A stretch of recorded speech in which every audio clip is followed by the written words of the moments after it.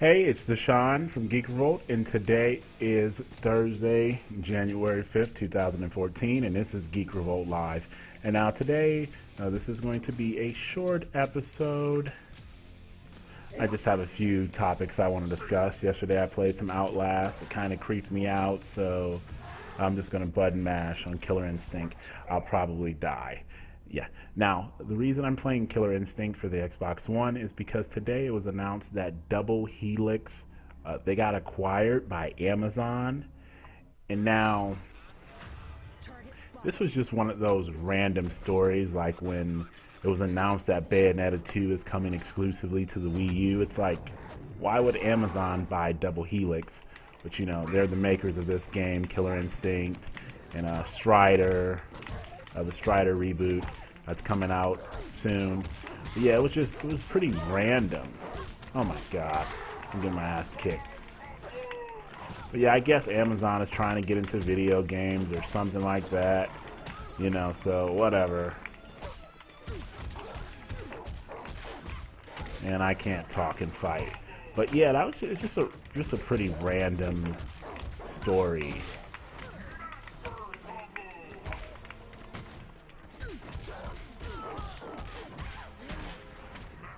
It's just a really random ass story.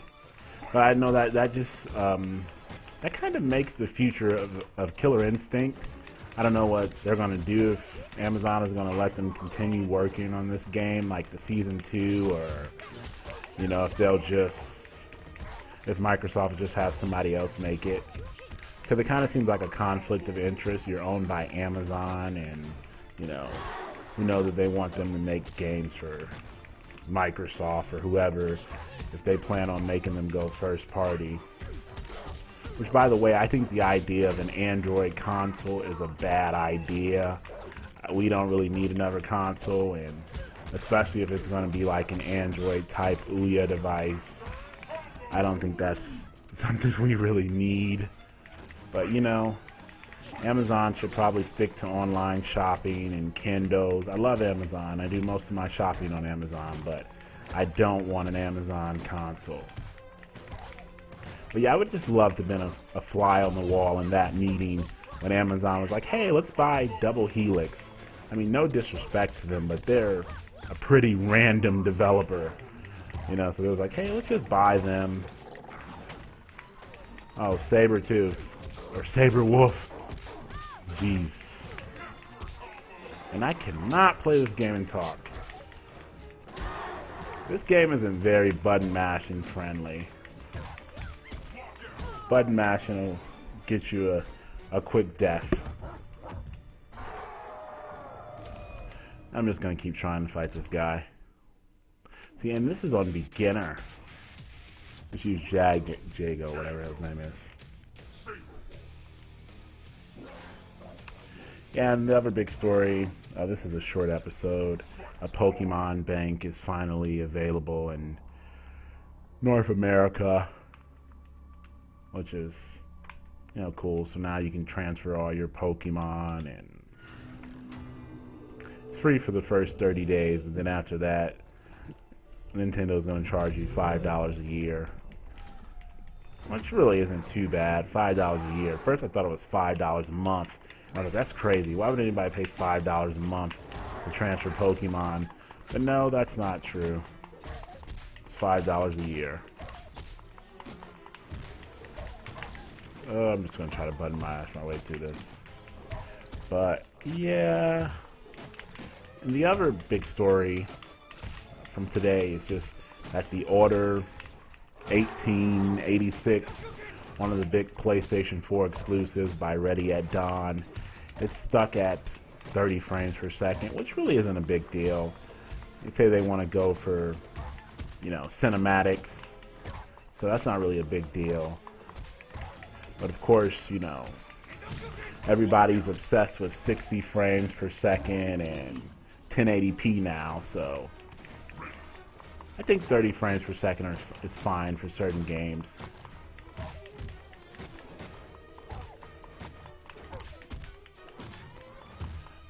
But it's funny though, the PlayStation fans, they're willing to overlook it when a developer on that platform is saying, hey, we're doing it, you know, just so we can turn up the graphics and we want it to look cinematic. But on the Xbox One, they're like, hey. And I forgot I can't say that.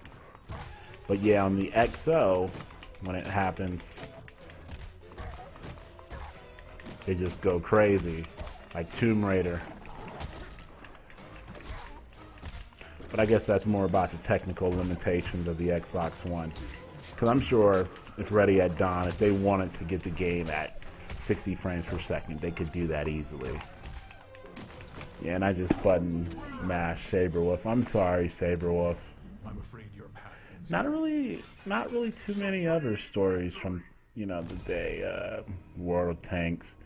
Oh, yeah, Lightning Returns is getting a Tomb Raider outfit, which is weird. It seems like Square Enix, like they're putting too much. It seems like they're more focused on the costumes than they are the actual game. And so far, I'm hearing that Lightning Returns is actually the worst out of all three of the Final Fantasy 13 games. They're saying it's, you know, it's the worst one. So I understand why Square Enix, they're just trying to push this DLC, all these costumes. It's like they already revealed like 80 freaking costumes for her. Like, I don't want to dress Lightning as Lara Croft from the Tomb Raider reboot. I'm sorry. I don't want to do that.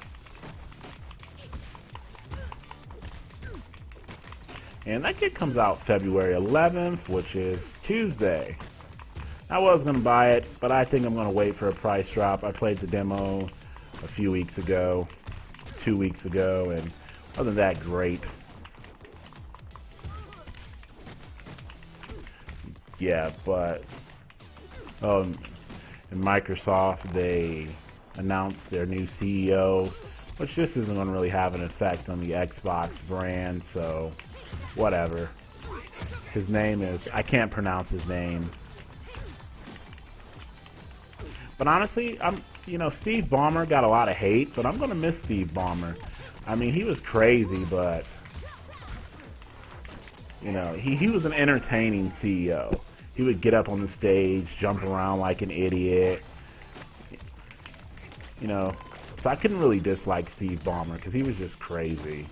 And now the new CEO, he seems more laid back, which is fine, I guess, but, you know, Steve Ballmer was larger than life. Oh, come on. No, you're not about to beat me. It's not like you said Haruken. I was playing Street Fighter for a minute. But I think that's pretty much the only stories that happened today, really.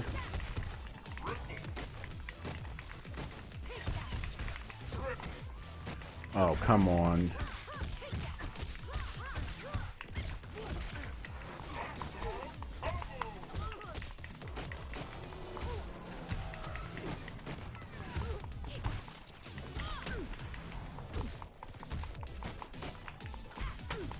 Yeah, but it'll be interesting to see what happens with the second season of Killer Instinct. See if Amazon, if they let Double Helix continue making the game. Which I think I heard somewhere that they will continue to make it. Oh, come on. Don't get cheap on me. Oh, that's so cheap. Jesus. This is the easiest difficulty setting. One step closer to flushing out Ultra Tech. It kind of reminds me of like Street Fighter 4, or it was another fighting game where even on the easiest setting, you can't really button mash. So it's like, you know, I feel like the difficulty levels on a lot of fighting games are broken. A game like Tekken Tag Tournament 2, I think that actually, you put it on the easiest difficulty setting, you can kind of just sit there and button match and get your way through it. But like on Street Fighter 4 and this game, even on the easiest setting, you can't just sit there and button mash because they still go crazy and do just combos like that. So yeah, I think they could probably make the easier mode a little bit easier. You know, I suck, but it's kind of, you know, I should be able to talk and, you know, I should be able to just button mash my way through it without looking. But yeah, I'm trying to think. There's nothing really. Yeah, that's all the stories for the day. You know, so this was just a really quick episode. I don't know what I'm going to play tomorrow. I wanted to play The Wolf Among Us, second episode, but I don't know. I may play that tomorrow. I may play that Friday. But anyway, this was Geek Revolt Live, and hey, that's it. Just another quick episode today. So I'll see you guys tomorrow, hopefully. So see you later. Peace.